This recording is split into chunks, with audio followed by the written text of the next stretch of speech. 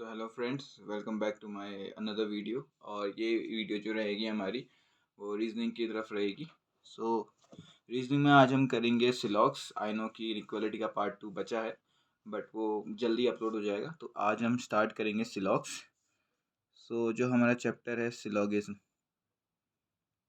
Syllogism के बारे में थोड़ा सा समझते हैं, फिर उसके बाद मैं आपको बताऊंगा क्या है एक्चुअली में हमें पढ़ना। देखो, सिलॉगिज्म एक बहुत ही इंपॉर्टेंट चैप्टर है बैंकिंग के हिसाब से। आजकल एसएससी भी इसको बहुत इंपॉर्टेंस दे रही है, पर बैंकिंग हमेशा से इसे इंपॉर्टेंस देती आई है। और ये कितना इजी और अच्छा चैप्टर है कि जिसको आ गया वो हमेशा सही करेगा, और जिसको नहीं आया वो बहुत गलतियां भी कर सकता है। बैंक में अगर ये आया तो 5 मार्क्स ये आपको दे देगा प्री में। मेंस में भी आता है, मेंस में थोड़ा सा डिफ़िकल्ट फॉर्म भी आता है इसका। एंड बहुत अच्छा चैप्टर है ये। और अगर आप इसको समझ जाते हैं तो फिर आपको इसे ज़्यादा पढ़ने की ज़रूरत भी नहीं है। बस एक नॉर्मल डेली प्रैक्टिस और ये चैप्टर अपने आप में बहुत अच्छा और इजी हो जाता है। ठीक है, तो सिलॉगिज्म के बारे में थोड़ा सा डिस्कस कर लेते हैं। अब क्या क्या है सीन है इसका करके, मार्क्स तो मैंने आपको बता दिए हैं। तो देखो, सिलॉगिज्म चैप्टर एक्चुअली में कुछ नहीं, बस डायग्राम सा खेल है। थोड़ा आपकी समझना कितना आप समझ सकते हो, जो भी आप बना रहे हो उसको, अगर आप अपनी बनाई हुई चीज़ों को समझते हो या इमेजिन सही से कर सकते हो तो सिलॉगिज्म आपके लिए बहुत हार्ड नहीं होगा। बट हाँ, कुछ लोगों का होता है कि हाँ, फर्स्ट टाइम इस क्वेश्चन को देख रहे हैं तो नहीं आता दिमाग में, और उसी की वजह से कई बार ऐसा होता है कि कई लोगों को मुश्किल होती है। तो हम पूरा बेसिक से जाएंगे, जैसा कि मैं कर रहा हूँ कवर। और उस बेसिक्स में ही मैं आपको पढ़ाऊँगा कि कैसे सिलॉगिज्म ईज़िली हो जाता है। ठीक है, सो लेट्स स्टार्ट। सबसे पहले सिलॉगिज्म का क्वेश्चन दिखता कैसे है, तो वही जैसे इनइक्वालिटी में रहता है ना, कि एक स्टेटमेंट मिलता है और स्टेटमेंट के साथ कंक्लूजन फ्री होंगे, कुछ कंक्लूजन होंगे, और फिर उसके बाद बोला जाएगा कंक्लूजन 1 फॉलो या 2 फॉलो। स्टेटमेंट भी 1 2 या 2 से ज़्यादा, 3 4 5 कितने भी हो सकते हैं। और कंक्लूजन भी कितने भी न्यूमरस हो सकते हैं बेस्ड ऑन द क्वेश्चन और उसका लेवल। ठीक है, मैं डायरेक्ट क्वेश्चन पे जंप नहीं करूँगा क्योंकि सिलॉगिज्म से पहले आपको कुछ चीज़ें समझनी पड़ेंगी। उन चीज़ों को समझते हैं पहले। ठीक है, तो देखो, अ, अब हम स्टेटमेंट और कंक्लूजन की बात कर ही रहे हैं तो मैं आपको एक चीज़ बोलता हूँ। ठीक है, पहले इन दोनों को ही समझते हैं। स्टेटमेंट का एक्चुअल मतलब होता है फैक्ट्स। क्या होता है? फैक्ट्स होता है। फैक्ट्स यानी कि जैसे इंडिया की पॉपुलेशन जो है वो एक पर्टिकुलर परसेंटेज से ज़्यादा है एज़ कम्पेयर टू चाइना, अगर ऐसा कहा तो ये एक फैक्ट है। और उससे कंक्लूजन डिराइव क्या हो सकता है कि India has more population than China. ठीक है, फैक्ट और कंक्लूजन में अंतर समझ में आया। फैक्ट गिवन डाटा होता है, कंक्लूजन उस गिवन डाटा से हम क्या समझ पाए हैं वो होता है। ठीक है, अब डिफरेंट चैप्टर्स में डिफरेंट डिफरेंट अंडरस्टैंडिंग होती है। जैसे इनइक्वालिटी में जो हमें फैक्ट फैक्ट दिया जाता है, जैसे फैक्ट ये रहेगा, और हम कंक्लूजन क्या निकाल सकते हैं यहाँ से कि A is greater than D, अगर अभी आपने इनइक्वालिटी पढ़ी होगी तो। ठीक है, तो ये कंक्लूजन है और ये फैक्ट दिया गया है। ठीक है, तो हम हमेशा क्या करते हैं, स्टेटमेंट जो है उसी से कुछ ना कुछ कंक्लूजन निकालते हैं। कंक्लूजन स्टेटमेंट से ही निकलता है, आप अपने मन से कुछ नहीं निकाल सकते। फॉर एग्जाम्पल, एक छोटा सा क्वेश्चन है, सम मेन्स आर वुमेन,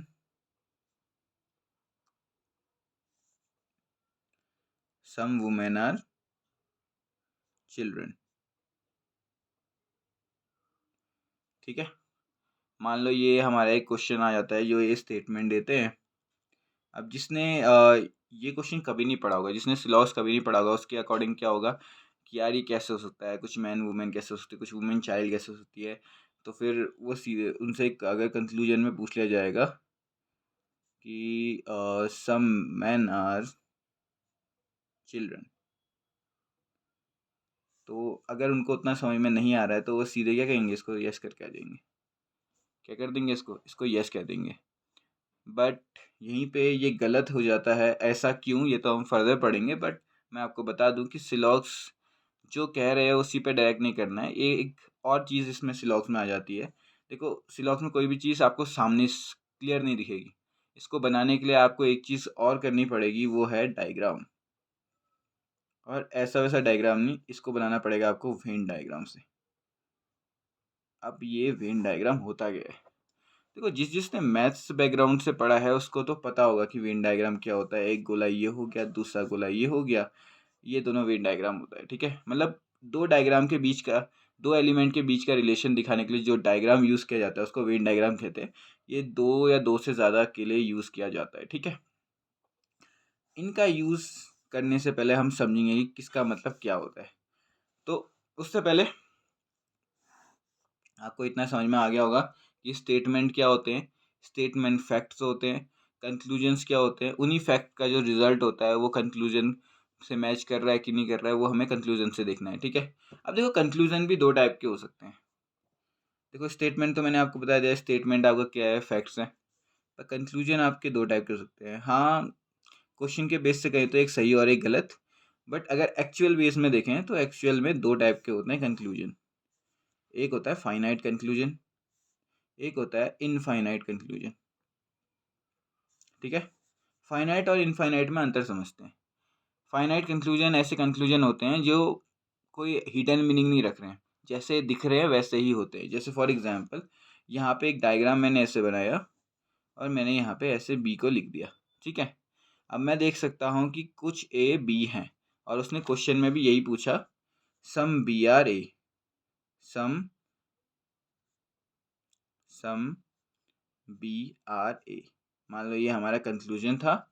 तो यहाँ पे मैं देख सकता हूँ कि कुछ बी का जो पार्ट है वो ए के साथ मैच हो रहा है, तो हाँ कुछ बी ए है। अब ये हालांकि हमने कुछ नहीं पढ़ा है, बस मैं आपको एज एग्जांपल दे रहा हूँ। तो फाइनाइट में क्या हुआ, हमें क्लियरली दिख गया कि क्या है करके। बट वहीं इनफाइनाइट एक ऐसी चीज़ है जिसमें आप श्योर नहीं हो सकते। फॉर एग्जाम्पल चलो मान लिया एक और होता है, यहाँ पे ए बी और सी होते, ठीक है। और मैं कहता सम ए आर सी,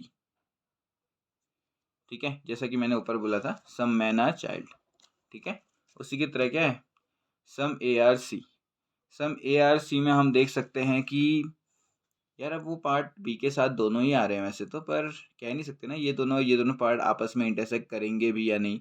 मान लो ये डायग्राम मैंने ऐसे ना बना के ऐसे बनाया होता, हाँ, फिर तो ये बात सही हो रही थी क्योंकि ये हो जा रहा था इंटरसेक्ट। पर मैंने ऐसे भी बना दिया, देखो दोनों में ही some A are B some B are C है, दोनों में ही है। पर मैं नहीं कह सकता ना कौन सा डायग्राम सही है कौन सा डायग्राम गलत है करके। तो जिसमें इनफाइनाइट कंक्लूजन वो कंक्लूजन होते हैं जिसमें आप कह नहीं सकते कि आप श्योरिटी नहीं दिखा सकते, श्योरिटी नहीं होती जिसमें, ठीक है, आप श्योर नहीं हो। जिसमें आप 100% श्योर हो उसको आप फाइनाइट कहते हो, ठीक है। दो टाइप के कंक्लूजन होते हैं और बेसिकली मैं सच बताऊं तो ये ज़्यादा ट्रिकी होते हैं इन कम्पेयर टू दिस। ये तो सबको दिख जाते हैं, ये ज़्यादा ट्रिकी होते हैं इनफाइनाइट वाले। तो आज हम अगर इन पे स्टार्टिंग से ही ध्यान दें तो ये उतने डिफ़िकल्ट नहीं होते।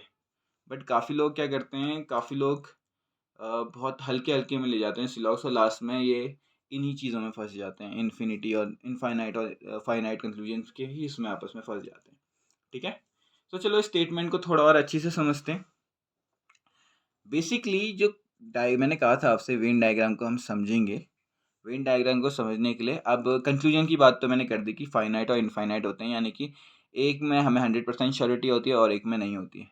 ऐसे ही जो फैक्ट्स होते हैं, फैक्ट्स से अब हम शुरुआत करेंगे सिलॉक्स को समझने की। और देखो ये तो अभी स्टार्टिंग की थ्योरी है। अब जब थोड़ी देर जस्ट 5 मिनट के बाद ऐसी चीज़ें शुरू होने वाली हैं जिससे आपको बहुत इंटरेस्टिंग रहेगा और ये वीडियो बहुत लंबी नहीं जाएगी, पर मैं कोशिश करूँगा कि पूरी स्लॉग्स एक ही वीडियो में करूँ। रीजनिंग में कितना कम टाइम हम दे सकें उतना ज़्यादा बेहतर रहता है, क्योंकि प्रैक्टिस ज़्यादा सही रहती है रीजनिंग में इन कंपेयर टू स्टडिंग, ठीक है। तो लेट्स स्टार्ट। देखो स्टेटमेंट से हम डायग्राम शुरू करेंगे। मैंने क्या कहा था, स्टेटमेंट्स अपने आप में क्या होते हैं, फैक्ट्स होते हैं। और ये जो फैक्ट्स है ना, ये दो टाइप के हो सकते हैं। एक हो सकता है पॉजिटिव, एक हो सकता है नेगेटिव, ठीक है। पॉजिटिव में क्या क्या आते हैं देखो, आपको ये नाम याद रखने पड़ेंगे, ठीक है। सम, ऑल। मैं बस जनरल वाले पढ़ा रहा हूँ, जनरल यानी कि जो आप हर जगह पढ़ोगे। कभी भी सिलोगिज्म का क्वेश्चन आएगा तो ये वर्ड पक्का किसी ना किसी स्टेटमेंट में होगा ही होगा, ठीक है। पॉजिटिव में है सम और ऑल, नेगेटिव में है आपका नो या सम नॉट, ठीक है। अब ये क्या है, ये किस तरह से है, इसको समझते हैं थोड़ा बेटर तरीके से, ठीक है। डायग्राम के साथ समझते हैं इसको। ओके वेट, तो चलो स्टार्टिंग से समझते हैं, ठीक है। मैंने कहा था पॉजिटिव में आते हैं आपके दो स्टेटमेंट, एक होता है सम, एक होता है ऑल। जैसे मैंने आपसे कहा सम ए आर,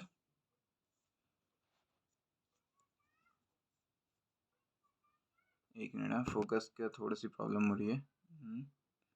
हाँ, ओके ओके, ठीक है। जैसा कि मैंने आपको बताया था सम ए आर बी, इसमें सम यूज़ हो रहा है। तो अब सम यूज़ हो रहा है तो किस तरीके से हम इसको डायग्राम से समझाएंगे। सम ए आर बी का मतलब है ए का कुछ पार्ट, सम का मतलब क्या होता है हिंदी में, कुछ होता है ना। ए का कुछ पार्ट क्या है, बी है। डायग्राम से समझना बस, ठीक है। सम का मतलब, सम ए आर बी का मतलब क्या हो गया, ए का कुछ पार्ट बी है, फर्स्ट थिंग। दूसरा all A are B, all A are B मतलब सारे के सारे ए बी है।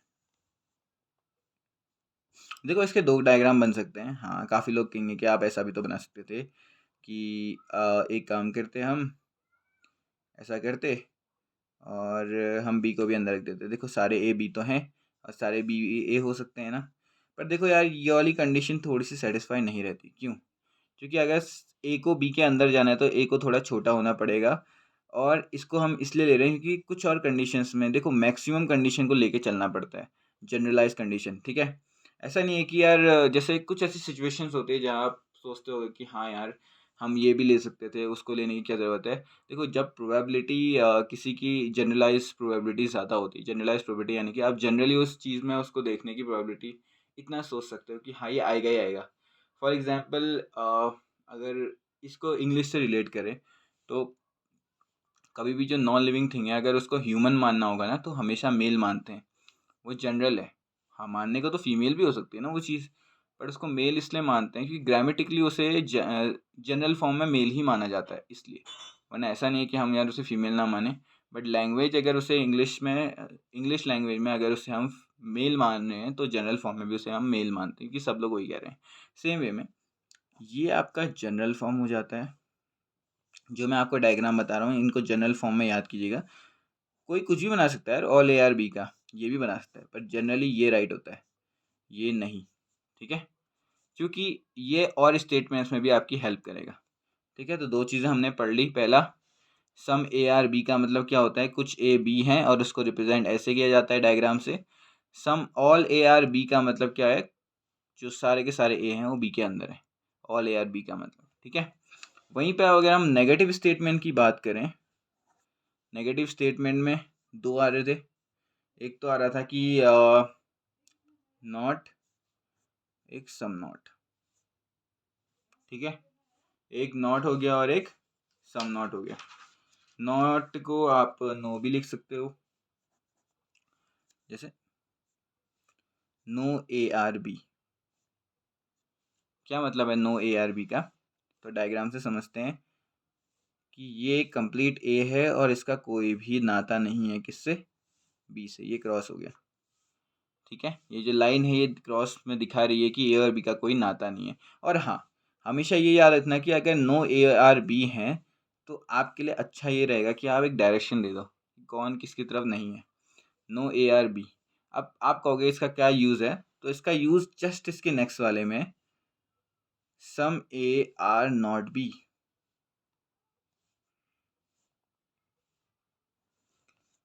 सम ए मान लेते हैं, चलो ए का ये पार्ट सम हो गया, ठीक है, ये सम हो गया, इसको नॉट बी कह देते हैं, ठीक है। ये है सम ए का कुछ पार्ट, यानी कि some A are not B. A are no A are B का मतलब हो जाता है कि पूरा का पूरा ए बी नहीं है, पर वहीं सम ए आर नॉट बी का मतलब है कि ए का कुछ पार्ट बी नहीं है। अब इसमें लाइन जो ये एरो है ना ये बहुत इंपॉर्टेंट है। जस्ट थोड़ी देर बाद जो अभी हम अगले कॉन्सेप्ट पे यूज़ करेंगे, कुछ क्वेश्चंस होते हैं प्रोबेबिलिटी के, उनको मैं समझाऊंगा, तो उस टाइम आपको समझ में आएगा कि ये क्यों इंपॉर्टेंट है करके, ठीक है। तो ये चार वर्ड्स हैं जिनके बारे में हम बात करेंगे पूरे चैप्टर पर। इसका डायग्राम फिर से देख लेते हैं। पॉजिटिव में दो हैं, some and all. Some A are B का मतलब होता है कि ए का कुछ पार्ट बी है, और इसको डायग्राम से कैसे दिखाते हैं, ए का कुछ पार्ट बी है। वहीं पे आता है ऑल ए आर बी, तो पूरा का पूरा जो ए है वो बी के अंदर आएगा, ऑल ए आर बी, ठीक है। फिर उसके बाद नेगेटिव स्टेटमेंट में आते हैं तो नो और सम नॉट या नॉट।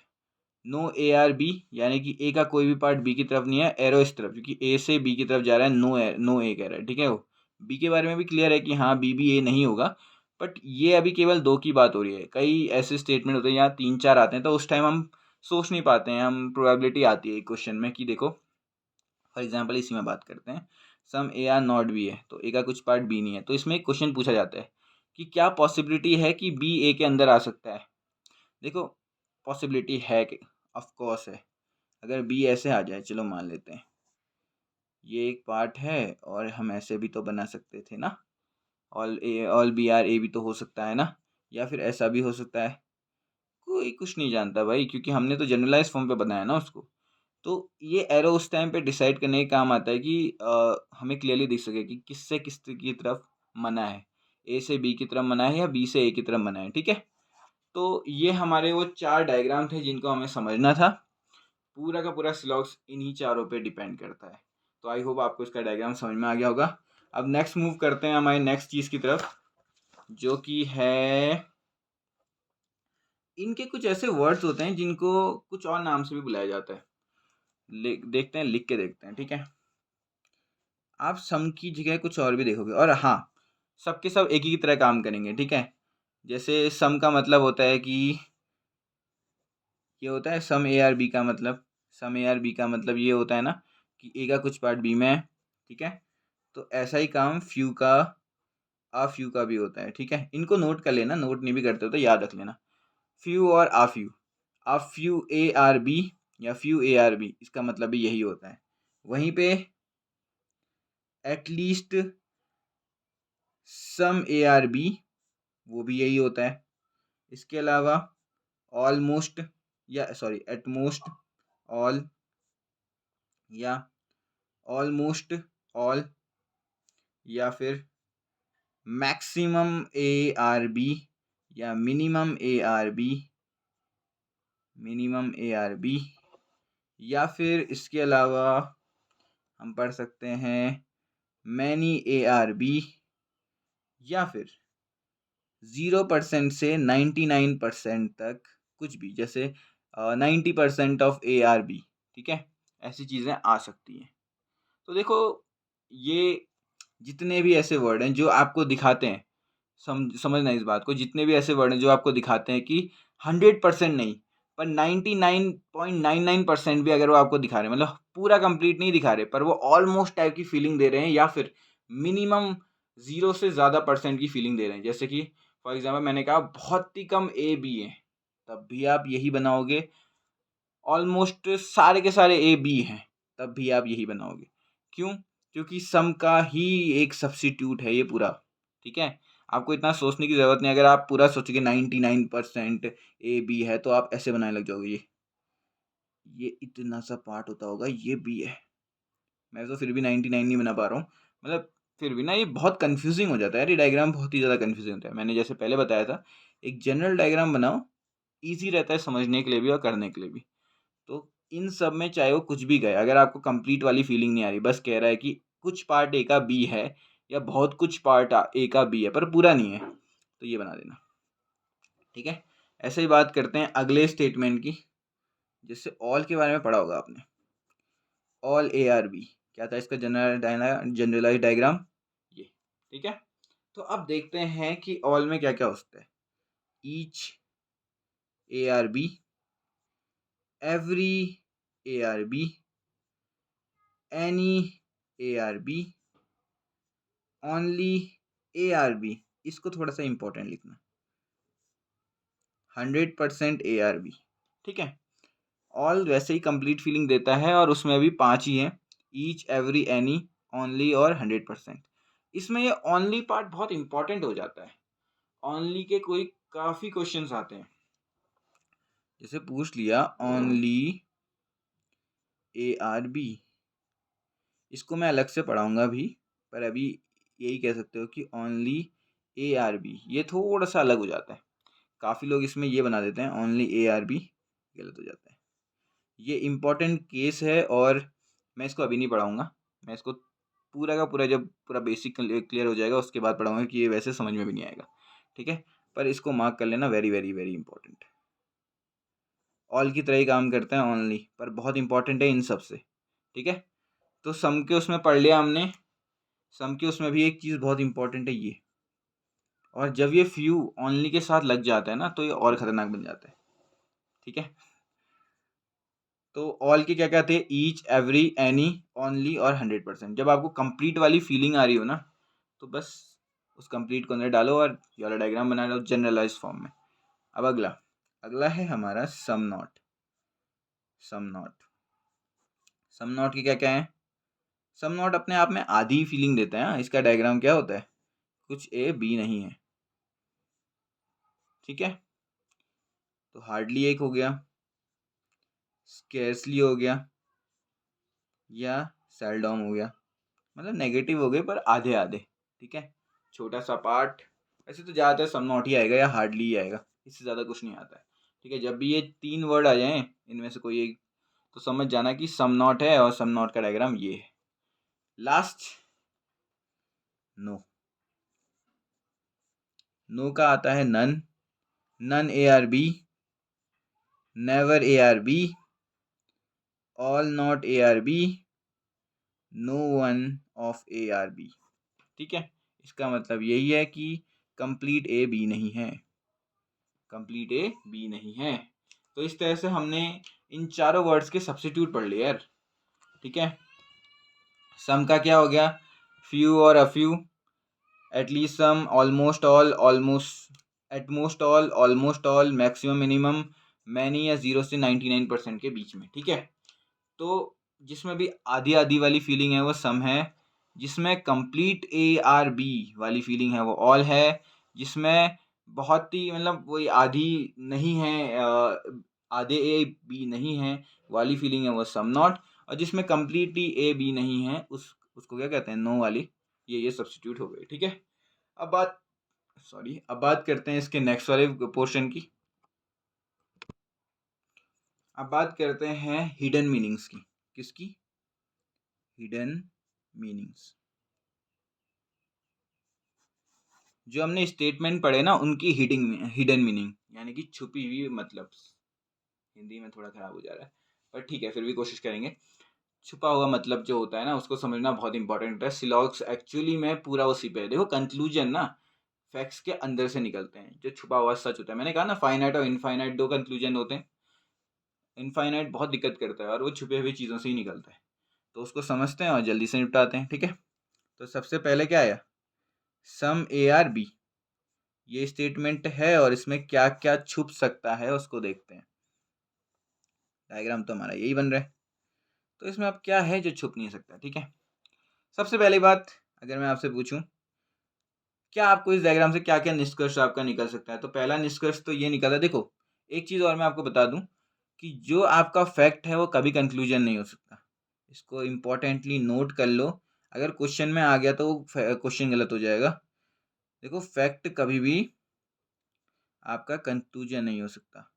क्या नहीं हो सकता, कंक्लूजन नहीं हो सकता। जैसे एक क्वेश्चन आ गया, इंडिया की पॉपुलेशन चाइना से 100 अमाउंट ज़्यादा है, 100 यूनिट ज़्यादा है कह दिया, और कंक्लूजन भी यही आया है कि इंडिया की पॉपुलेशन 100 यूनिट ज़्यादा है चाइना से। देखो दोनों ही स्टेटमेंट सेम है, तो कंक्लूजन क्या हुआ इससे, फैक्ट ही तो बोल रहा है वो, ठीक है। तो स्टेटमेंट या फिर फैक्ट कभी भी कंक्लूजन के साथ इक्वेट नहीं कर सकता, यानी कि कंक्लूजन नहीं होगा वो। सम ए आर बी है तो कंक्लूजन में कुछ और होगा, पर सम ए आर बी नहीं होगा, ठीक है। अगर क्वेश्चन में आ जाता है कि सम ए आर बी और आपका स्टेटमेंट में भी दिया है तो वो गलत होगा, ठीक है। इस बात को समझना ही बहुत इंपॉर्टेंट है। ट्रिक के साथ आता है ये। एसएससी में लास्ट टाइम 2022 में प्रीलिम्स में आया था ये, और इसमें काफ़ी लोगों ने गलत किया था, ठीक है। लग तो रहा था कि सही है क्योंकि दिख रहा है सामने, पर हमेशा याद रखना फैक्ट्स कभी भी कंक्लूजन में नहीं आते। अगली चीज़, अब हमें क्या दिख रहा है उसको देखते हैं, ठीक है। ये तो हमारा नोट था।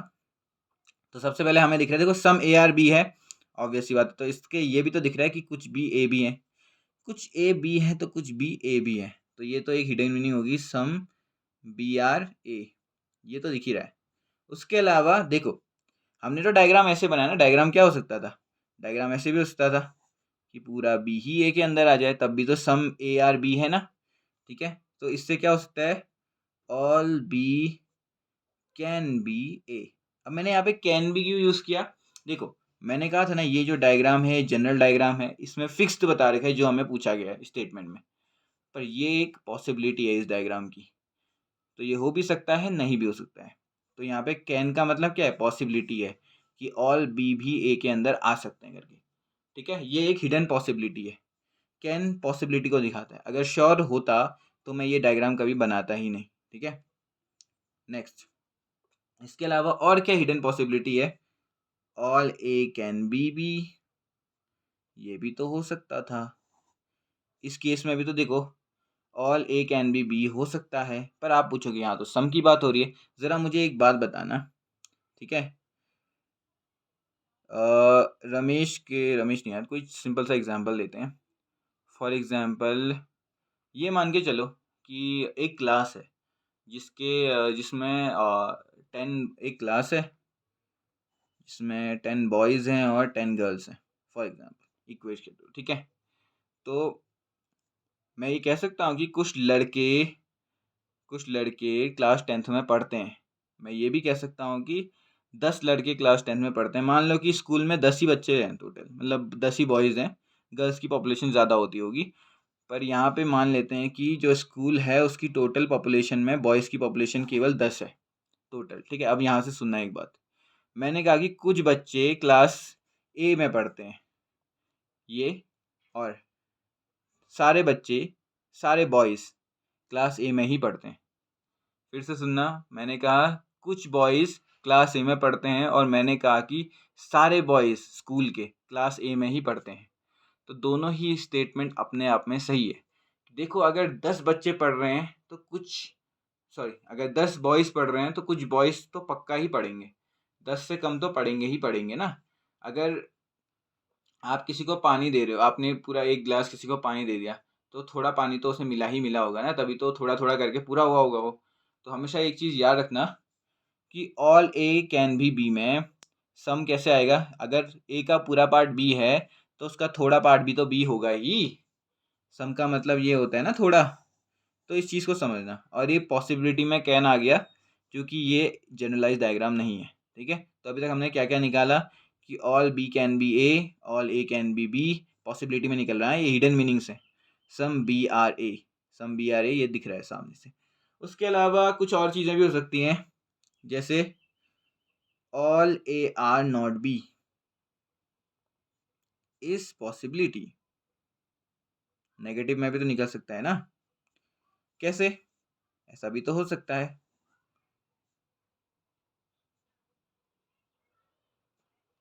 ऐसा भी तो हो सकता है, डायग्राम का अपना अपना खेल है यार, ठीक है। ये हो सकता है पॉसिबिलिटी में कि क्या पता कुछ पार्ट हो ए का जो बी के साथ अलाइन नहीं होता हो, पर कुछ पार्ट बी का है ए के साथ मिक्स। तो ऐसे ही पॉसिबिलिटी की बात कर रहा हूँ, तो ऐसे ही all B are not A is a possibility, same factor होगा, इस बार बी का ये ऐसे बन जाएगा, ठीक है। इस बार बी का कुछ ना कुछ पार्ट होगा, वो उसके उसमें आता ही है, ठीक है। Some B are not A, all B are A, some A are not B, कैसे करके पॉसिबिलिटी बन सकती है। तो इस चीज़ को समझना, पॉसिबिलिटी कुछ भी हो सकती है डायग्राम में, बस आपको थोड़ा सा सोचना पड़ेगा।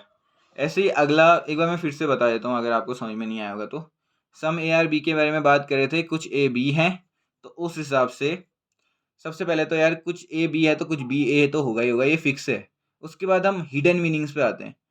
पहली चीज़ क्या हो सकती है कि सारे बी ए हो सकते हैं, डायग्राम में पॉसिबिलिटी है, सारे ए भी हो सकते हैं। वैसे ही all B are not B, all A are not B is a possibility, क्या पता कुछ ही ए बी होते होंगे, सारे के सारे ए नहीं होते होंगे बी, ये वाला जो बचा हुआ पार्ट है वो बी को पसंद नहीं करता होगा, क्या पता। वैसे ही all B are not A, कुछ बी का पार्ट ए को पसंद करता होगा बाकी का नहीं करता होगा, क्या पता, ठीक है।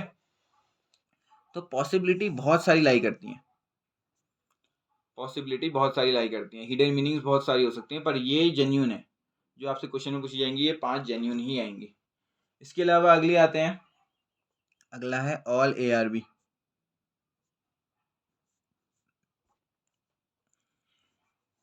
ये इसका जनरलाइज डायग्राम हो गया। अब जो आपको पहले क्लियरली दिख रहा है वो लिख लेते हैं। मैंने आपसे कहा था कि सारे ए बी हो सकते हैं, तो कुछ ए तो बी होंगे ही होंगे, तो सम ए आर बी, ये तो क्लियरली दिख ही रहा है। वहीं बी का कुछ पार्ट तो ए पक्का ही है, अगर ये जनरलाइज डायग्राम है तो सम बी आर ए, ये तो क्या है, फिक्स है, फाइनाइट है, ठीक है, ये तो हमें साफ साफ दिख रहे हैं। अब आते हैं प्रोबेबिलिटी पे, ठीक है। प्रोबेबिलिटी कैसे हो सकती है, some B are not A is possibility. थोड़ी सी राइटिंग पे सॉरी वॉरी कहना चाहूँगा, राइटिंग मेरी उतनी अच्छी नहीं है, पर कॉन्सेप्ट में क्लियर रखता हूँ, मैं राइटिंग पे उतना फोकस नहीं रखता मैं, ठीक है। Some B are not A, some B are not A का मतलब है कोई ऐसा बी का पार्ट भी तो हो सकता है जो ए ना होता हो, पॉसिबिलिटी है ना। हालांकि हमें तो बस दो के बारे में बता रखे हैं, क्या पता बी का कुछ पार्ट ए के साथ नहीं मिलता हो। ओके, ये भी पॉसिबिलिटी है। अब एक सवाल मेरा बनता है कि क्या सम ए आर नॉट बी की पॉसिबिलिटी आएगी, क्वेश्चन है ना ये। सम ए आर नॉट बी की पॉसिबिलिटी आएगी क्या, हाँ, क्या लगता है आएगी कि नहीं आएगी। अगर सारे के सारे ए बी हैं तो सम ए आर नॉट बी की पॉसिबिलिटी नहीं आ सकती, क्योंकि उसने कह दिया ना ए का तो हर पार्ट बी है, ठीक है। तो ये वाली पॉसिबिलिटी नहीं आएगी, इसको समझना, इस चीज़ में हिडन मीनिंग है ये भी।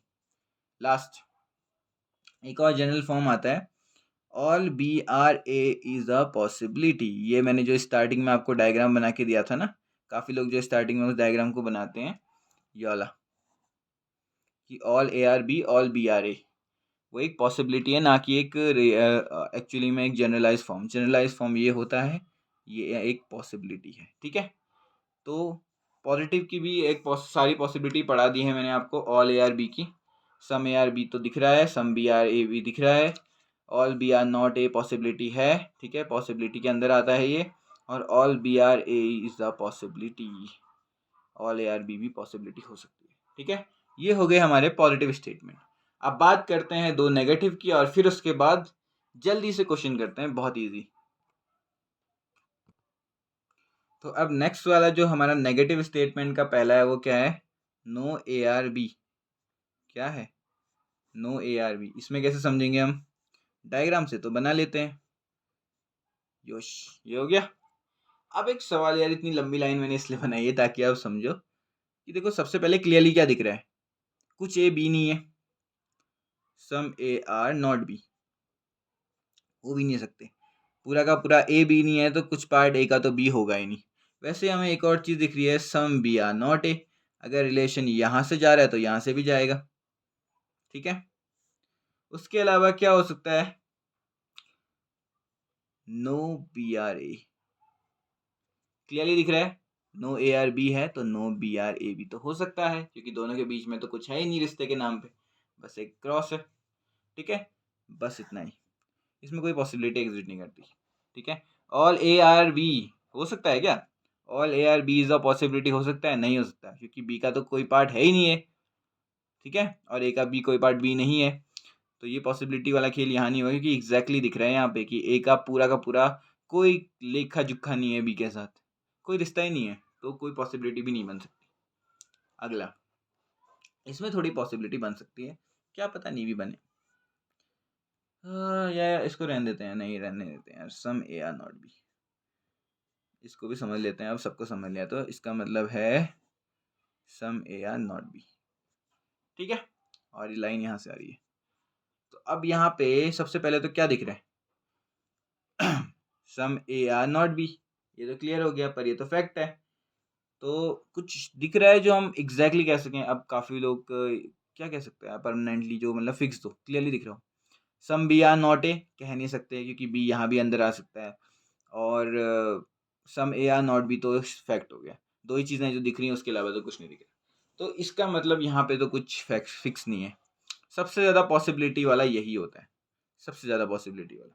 क्या क्या पॉसिबिलिटी है देखो, some A are B is possibility, ये क्या है, पॉसिबिलिटी है। कैसे, सम ए आर बी ऐसा भी हो सकता है, हो सकता है, नहीं हो सकता है, ठीक है। दूसरा, सम BRA इज अ पॉसिबिलिटी। इसी में लगा लो, सम BRA इज अ पॉसिबिलिटी, हो तो रहा है। ठीक है, दोनों पॉसिबिलिटीज आ गई ना इस एक डायग्राम से, ये पॉसिबल डायग्राम है। तीसरा, no ARB is a possibility, बिल्कुल हो सकता है। क्या पता सम ARB की जगह ये होता हो। ये भी तो सम ARB है ना, सम AR नॉट बी। कैसे? क्योंकि मैंने आपसे कहा था अगर सब A B नहीं है तो कुछ पार्ट भी नहीं होता होगा B। तो उसमें ये क्या हो गई, पॉसिबिलिटी की तरह गेम खेलने लग गया। क्या होने लग गया? पॉसिबिलिटी की तरह गेम खेलने लग गया। अब इसके आगे और मूव करते हैं नेक्स्ट वाले पे।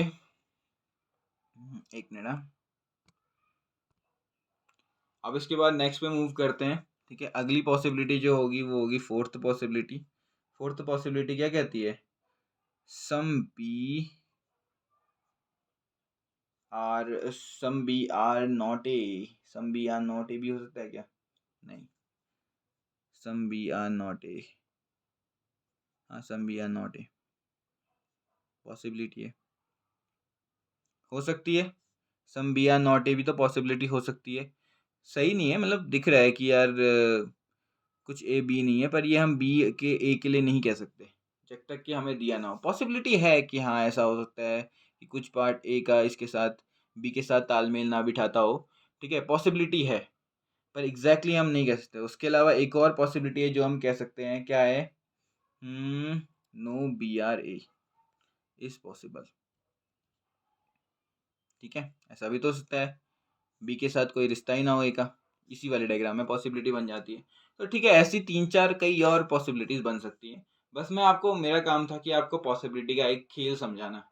ठीक है, क्या क्या हिडन मीनिंग हो सकती है और कैसे कैसे हो सकती है। अगर आपको भी समझ में आ रहा है कि कैसे इसका हिडन मीनिंग निकाल सकते हो आप करके, तो आपका हर एक क्वेश्चन बहुत आराम से बन जाएगा। फॉर एग्जाम्पल, चलो एक क्वेश्चन करके देखते हैं। क्वेश्चन है, पहले आपको स्टेटमेंट दे रहा हूं मैं। सम ARB, सम BRC, सम CRD। ठीक है, और कंक्लूजन की बात करते हैं। कंक्लूजन क्या क्या है? सबसे पहला कंक्लूजन है सम ARC। दूसरा कंक्लूजन है सम BR नॉट D। तीसरा कंक्लूजन है सम DRA। और लास्ट है ऑल CRA। ठीक है, चलो समझते हैं। पहले देखो, पहले तो सबसे पहले चेक क्या करना है, कंक्लूजन फैक्ट तो नहीं है करके। ARC कोई दिया नहीं है, BR नॉट D तो होता ही नहीं है, सम DRA ये भी नहीं दिया हुआ है, बस हो गया। ठीक है, चलो अब इसका डायग्राम बनाते हैं। सम ARB, सम BRC। अब डायग्राम मिक्स हो रहे हैं। ठीक है, सम CRD। ठीक है, जैसे मैं अभी तक बनाया था, सम ARB बन रखा है, सम BRC बन रखा है, सम CRD बन गया है। ठीक है, अब हमसे कंक्लूजन में क्या पूछा, देखो हिडन मीनिंग निकाल पाते कि नहीं निकाल पाते हैं, देखते हैं। सम ARC, सम ARC फिक्स दिख रहा है? नहीं दिख रहा है, पर ये स्टेटमेंट, सॉरी कंक्लूजन कैसा है? फाइनाइट है, फिक्स्ड है। ये पॉसिबिलिटी नहीं पूछ रहा है, ये फिक्स पूछ रहा है कि क्या AC है। हम कह रहे हैं भैया हो भी सकता है, नहीं भी हो सकता है। अगर फिक्स नहीं है तो ये गलत है। क्या है? ये गलत है। हमने जो फर्स्ट में पढ़ा था कि some man are women, some women are child, some mans are child वाले क्वेश्चन में देखो मैंस और चाइल्ड में कोई स्टेट रिलेशन नहीं था, फिक्स नहीं था ना, तभी वो गलत था। तो ये आ गया आंसर आपका कि अगर फिक्स्ड नहीं है और पूछा फिक्स्ड है तो गलत हो जाएगा। अगला, some B are not D. कुछ बी ऐसे हैं जो डी नहीं है, दिख रहा है क्या कुछ? अब आप कहोगे यार ये देखो देखो, ये बी है ना, ये डी के साथ नहीं जुड़ रहा, तो गलत हो जा रहा है। नहीं, अगर मैंने ये डायग्राम कुछ अलग तरीके से बनाया होता है जिसमें डी और बी आपस में इंटरसेक्ट कर रहे होते, तो पॉसिबिलिटी में ये एग्जिट करता। पर इस भैया ने तो फाइनाइट पूछा है ना मेरे से, एग्जैक्ट पूछा है, एग्जैक्ट। कुछ ऐसे बी हैं जो डी नहीं है, तो पॉसिबिलिटी है पर एग्जैक्ट में नहीं है। ठीक है, अगला, सम डी आर ए। कुछ डी ए है, हो सकते हैं पर दिख नहीं रहे हैं अभी, तो यही है कि फिक्स नहीं है, हालांकि पॉसिबिलिटी है। ऑल सी आर ए, सारे के सारे CA होंगे, देखो फिक्स नहीं है पर पॉसिबिलिटी है, तो ये भी गलत हो गया। पर इन्हीं की जगह अगर सम ARC इज़ अ पॉसिबिलिटी अगर लग जाता, तो ये सही हो जाता। क्यों? क्योंकि पॉसिबिलिटी है भैया, ठीक है? पर पॉसिबिलिटी में अभी थोड़ी देर में आएँगे। पॉसिबिलिटी में भी बहुत बड़ा खेल है अगर उसको करना चाहो तो, ठीक है? तो गाइज़ ये वीडियो थी पूरी की पूरी सिलॉक्स की बेसिक्स की। आई होप कि आपको समझ में आया हो कि मैंने सिलॉक्स के बेसिक्स में आपका हिडिंग मीनिंग कैसे निकालना होता है, क्या किसका मीनिंग होता है, ये सब आपको समझाया हो अच्छी से।